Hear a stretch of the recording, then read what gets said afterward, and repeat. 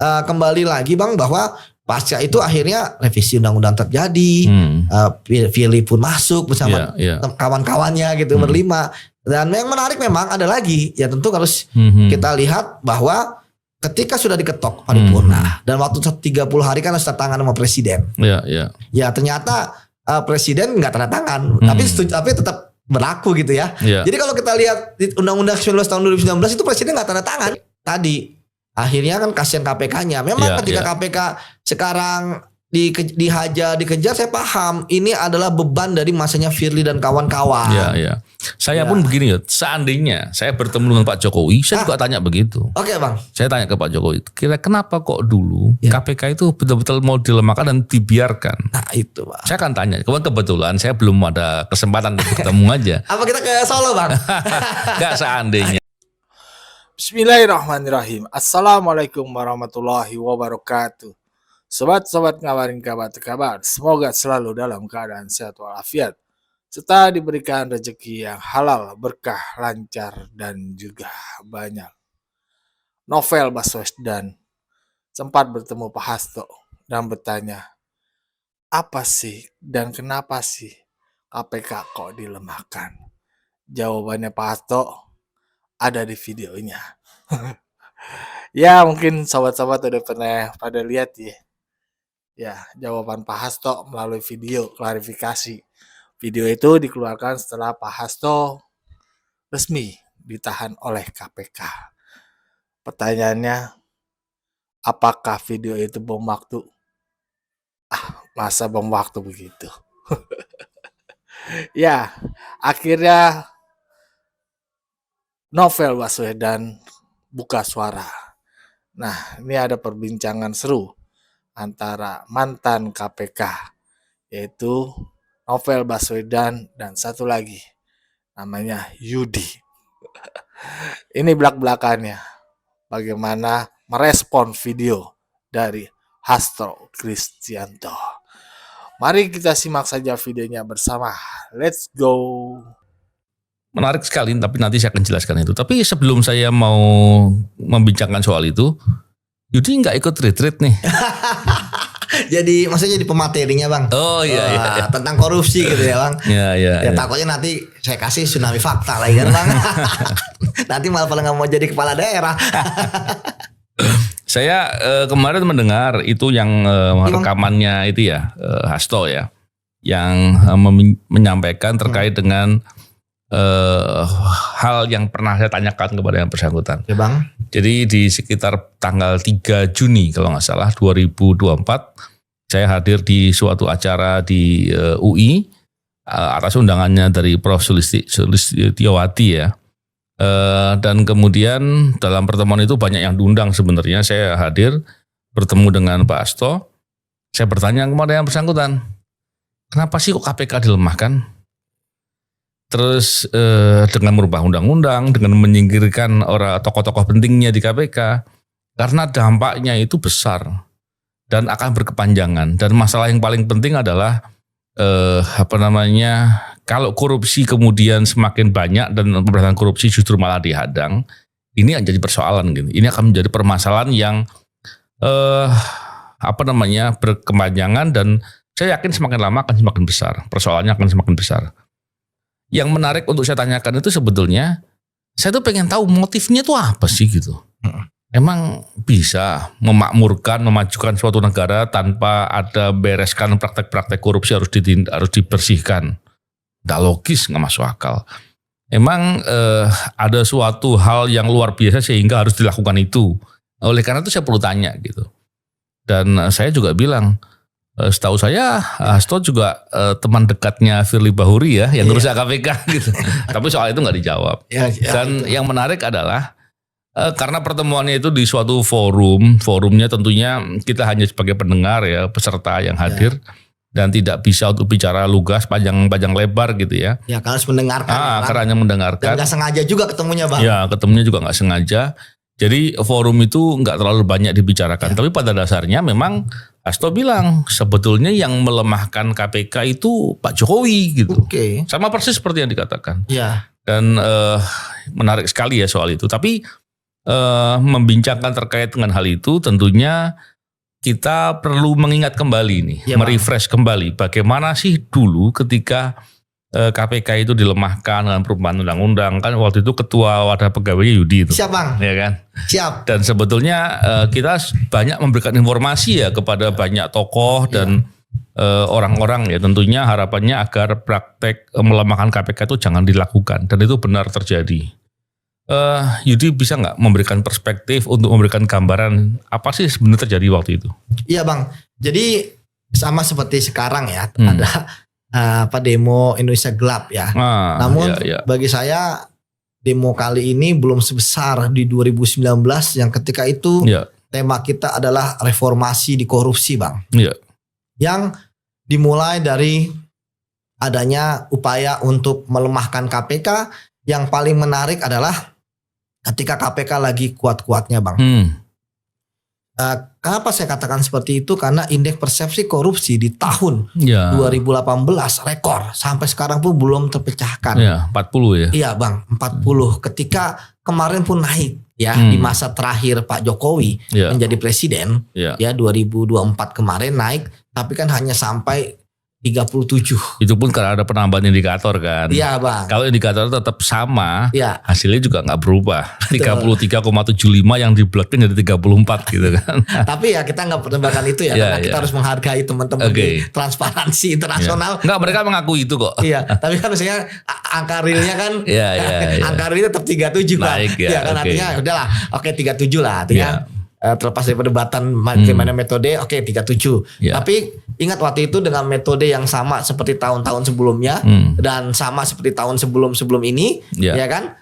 Yang kita naik turun 40 itu adalah angka yang luar biasa. Iya, betul. Dan hampir saja kita mungkin siapa tahu akan sampai 50 gitu kan? Artinya bisa mengalahkan negara-negara lain di Asia Tenggara. Nah, terutama yang seperti Singapura, ya kan? Malaysia lah paling dekat. Malaysia, Nah, kembali lagi kan memang menarik ya.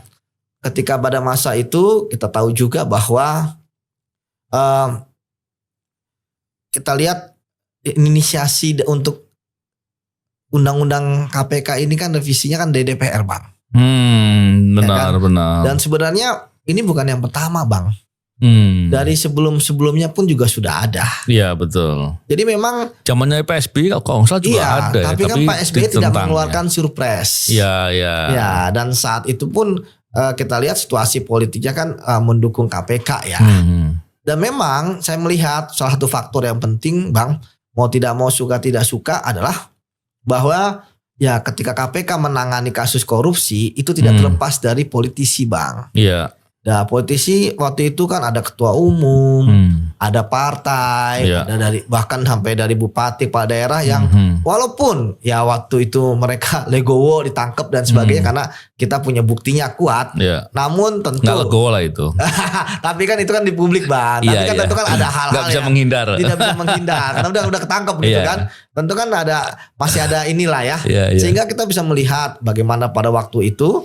Ya tentu kalau kita lihat dari apa yang disampaikan Pak Hasto ya silakan saja versi dia Bang ya. Nah, tetapi kan waktu itu kita melihat lebih jauh bahwa nggak bisa cuci tangan segitu aja dong. Karena semuanya terlibat Bang. Inisiasi dari DPR. Dan ingat loh DPR waktu itu kompak. Mau oposisi maupun koalisi. Ya saat itu kan oposisi dan koalisi nggak beda jauh lah. Ya artinya mungkin 70-30% lah ya. Kalau nggak salah kan yang oposisi kan PKS, Demokrat gitu kan. Artinya emang ada kuat lah sana ya. Tapi kemudian menyetujui juga untuk mengadakan revisi. Tapi kan usulan dari DPR ini tidak akan terlaksana tanpa ada surpres. Iya betul. Jadi kalau untuk misalnya ada surpres, ya iya. Orang surprise waktu itu kita lihat viral mana-mana kan. Yang itu membuat kita terkejut gitu ya. Ternyata Jokowi mau juga. Ya gitu ternyata kan presiden mau ya. Nah ketika presiden mau ini, tapi kan dia mengirimkan Menkumham ya waktu itu ya. Karena kan memang pembahas undang-undang. Akhirnya, tapi kan tetap juga akhirnya kan semuanya terlibat. Ya. Kemudian diparipurnakan. Diparipurnakan. Ya artinya udah tinggal ketok aja. Semuanya setuju. Jadi pada saat itu kondisinya mungkin kalau teman-teman dan kemudian para pemirsa paham dan masyarakat dan kita juga waktu itu paham bahwa semuanya terlibat.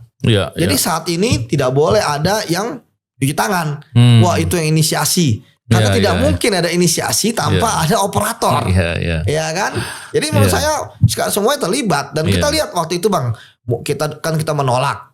Ya kan? Padahal KPK sampai bikin rantai, kita sampai tutup spanduk KPK, logo KPK dan demo-demo lain dan sebagainya di Bundaran HI gitu. Bahkan waktu itu kita bersama dengan menolak pimpinan KPK bermasalah yaitu Firly. Sama, Firly pun dipilih semua.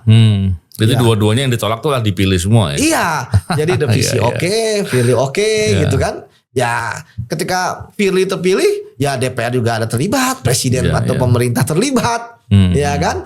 Dan waktu itu ingat Bang bahwa bingkai mereka adalah memperkuat loh.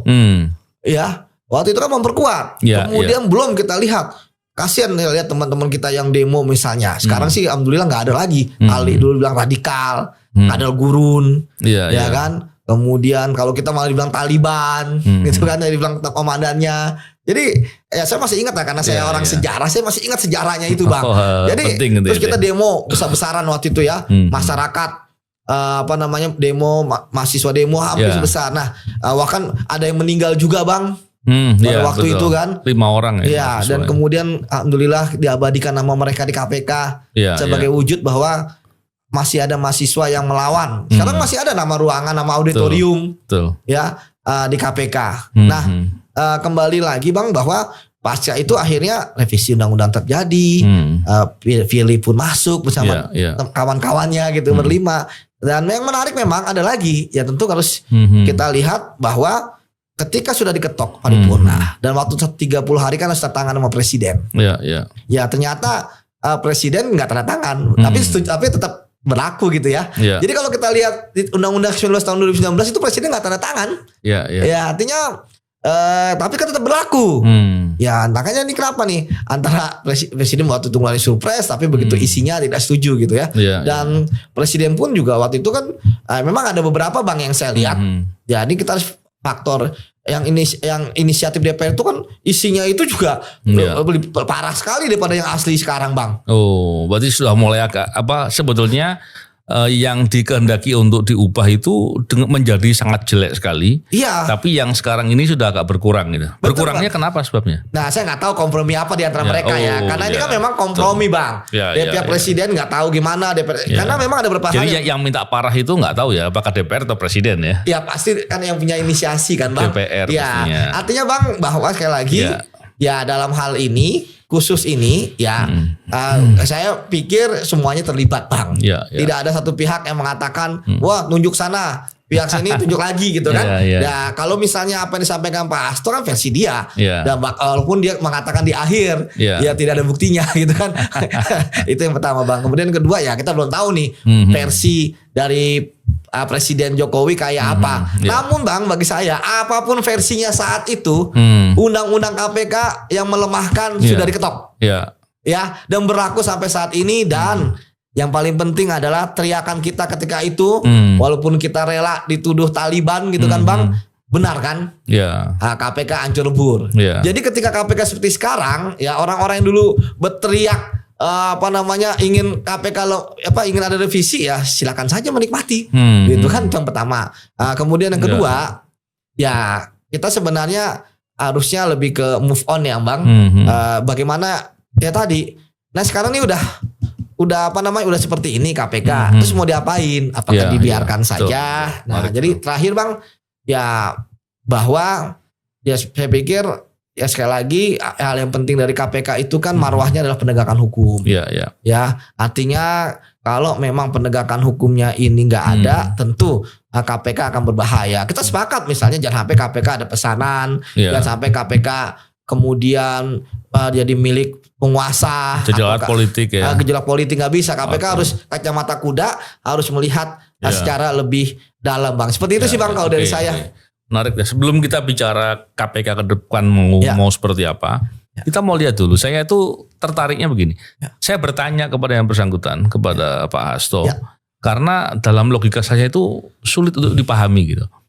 Bubarin atau ngelemahkan KPK, ya mungkin sebetulnya itu kalau di diduga-duga atau diperkirakan bisa saja kemudian rencananya itu dilemahkan dulu, setelah itu dibubarkan kan gitu. Melemahkan KPK sampai fungsinya lumpuh gitu ya, atau sangat-sangat kurang gitu.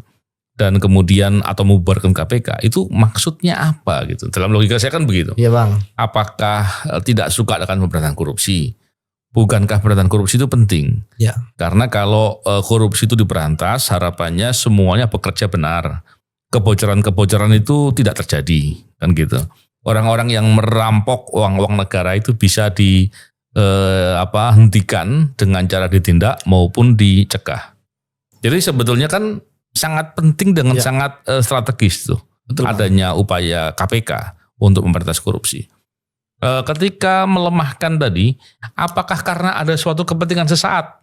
Contohnya, ada suatu perkara yang dianggapnya itu tidak bisa diselamatkan kecuali KPK-nya dilimbungkan atau mungkin dipasung gitu. Apakah karena persoalan tadi? Gitu. Atau karena suatu tujuan lain dengan berpikir bahwa kalau ada KPK maka seandainya ada hal-hal yang dilakukan untuk mendapatkan atau berbuat untuk mendapatkan keuntungan pribadi dengan mengambil kekayaan negara itu akan ketahuan. Apakah 3 hal di antara itu? Atau ada hal lain lagi? Contohnya yang dibilang ada radikalisme, ada talibanisme, ini kan ngawurnya setengah mati dan itu nggak masuk akal dan belakangan terkonfirmasi bahwa itu nggak benar gitu, itu ngarang gitu. Maka penting sekali saya tanyakan itu. Dan setelah bertemu dengan kondisi sekarang, setelah kita melihat semua kondisi saat ini, di mana ada kasus Harun Masiku, dan sekarang Hasto tersangka. Dan kalau kita mencermati pembahasan di Bocor Halus nih, ya kan, yang waktu itu dibicarakan soal dugaan adanya kaitan yang melatar belakangi adanya kasus suapnya Harun Masiku, yaitu kasus BLBI. Bila kaitannya dengan itu, wah begitu skandal besar ya. Itu suatu hal yang luar biasa. Kenapa? Karena dampaknya begitu mahal. Contoh saya bilang mahal begini ya. Kita lihat dampak pelemahan KPK itu indeks persepsi korupsi kita turun 6 poin. Terus permasalahan praktek korupsi yang semakin liar gitu. Orang nggak takut berbuat korupsi. Ini kan sebetulnya masalah yang sangat serius. Betul, Bang. Jadi begitu luar biasanya sebetulnya. Jadi kalau kita melihat dari segala persoalan itu, baru berpikir apa iya masalahnya itu. Kalau masalahnya itu alangkah jahat sekali niatnya itu. Tapi kembali lagi, apa iya semua orang yang waktu itu sedang merancang atau ikut dalam suatu kesepakatan jahat gitu kan, dan yang membiarkan, mereka tahu, jangan-jangan mereka nggak ngerti gitu. Nggak ngerti. Nah, jadi itu masalah yang sangat menarik ya. Dan setelah terjadi sampai sekarang, kondisi KPK-nya seperti ini, tidak bisa menjadi hal yang tidak menjadi lembaga penegak hukum yang bisa diharapkan betul-betul menjadi andalan untuk bisa memberantas korupsi dengan optimal. Terus kita punya rencana apa sih ke depan terhadap KPK? Atau mungkin begini, sebetulnya mau berantas korupsi tapi nggak pakai KPK. Terus mau pakai apa gitu? Betul. Hal begitu Yudi punya gambaran atau pernah diskusi soal itu dengan orang lain gimana Yud? Ya, jadi gini Bang, memang sekali lagi tonggak hancurnya pemberantasan korupsi itu benar-benar di 2019 ya. Walaupun kita sudah berusaha kuat ya Bang. Walaupun undang-undang itu lemah. Walaupun akhirnya Firly yang masuk, kita masih berusaha melakukan dan tanda kutip perlawanan untuk bisa memberantas korupsi Bang dari dalam KPK. Sehingga menteri pun berhasil kita tangkap, ya kan, ada 2 malah. Tapi kemudian kan kita melawan suatu kekuatan yang besar. Ya, dan kasusnya salah satunya bansos lagi ya. Iya, bansos besar. Yang dimana kalau kita lihat Bang, sebenarnya kan dulu kita langsung face to face loh Bang, paling berhadapan loh. Ya, antara kita dengan mereka yang tidak pro terhadap pemberantasan korupsi. Saya menjawabnya itu ya. Dan jadi ketika apa yang terjadi sekarang kan sebenarnya kalau mau buka-bukaan gitu kan, mereka bisa kok buka-bukaan. Bagaimana mungkin suatu undang-undang yang udah ada draftnya, siapa yang bikin draftnya? Ya kan. Kemudian ketika ada surprise, kemudian berubah dari draft yang aslinya, yang lebih parah dari saya gitu ya. Misalnya tidak ada penyidik independen gitu kan. Ya, itu harus terus SP3 gitu kan. SP3 langsung berbeda SP3 tanpa ada tambahan-tambahan kata-kata kan, itu ada beberapa yang direvisi dari draft yang beredar gitu kan. Dan sekarang ini ya walaupun tetap lemah gitu ya.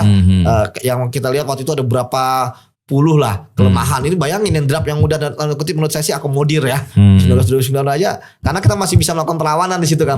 Ya artinya pun ya kita pun akhirnya mereka nyata nyerah juga ketika kita masih ada di situ. Disingkirin kita TWK. Setelah itu. Iya setelah itu. Artinya kan ini kan satu kesatuan yang menurut benar kata Abang. Ini kan tujuannya adalah membubarin KPK dan akhirnya membubarkan KPK itu kan suaranya bukan dari orang-orang yang benar-benar anti korupsi sebelumnya kan. Dulu kan ketika ada membubarin KPK, lu koruptor gitu kan. Sekarang kok malah jadi kita yang udah berusaha bicarain bubarin KPK kok malah jadi orang-orang yang selama ini mendukung KPK. Ini kan menarik, bahkan masyarakat juga gitu ya.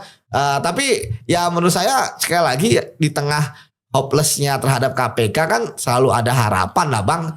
Yang penting bagi saya kan lembaganya. Ya, KPK itu ya memang ada yang bilang ini ad hoc, ada yang bilang ini ternyata tidak sesuai dengan harapan, bahkan dulu survei kalah di balik kepolisian dan kejaksaan. Tapi kan ya semoga bisa kembali ke asal ya. Kembali lagi Bang bahwa ya masalah mengenai KPK lemah ya itu kan itu yang kemudian Abang kejar kan. Bahwa saya paham ketika Abang ketemu dengan Hasto. Ya, Abang kan kita udah punya pengalaman. Ya makanya Abang tanya langsung sama dia gitu kan.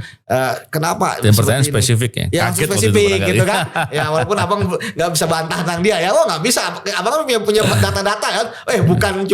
Bukan cuma presiden waktu itu gitu kan. Sebetulnya nggak cuma data aja Yud. Tadi saya potong maaf ya. Nggak apa Bang. Di KPK itu kan ada penyelidikan dan penyidikan berjalan. Oh oke Bang. Dan di situ ada bukti-bukti elektronik yang diperoleh. Bang. Jadi di KPK sudah tahu siapa sih orang-orang yang menginisiasi, tahu. Bang. Dan itu ada rekamannya. Artinya kalau dibuka ada fakta-faktanya. Betul Bang. Sekarang kan orang mau bicara apa terserah. Cuman faktanya ada dan jelas. Tapi tentunya perlu analisis dan perspektif dari Yudi itu.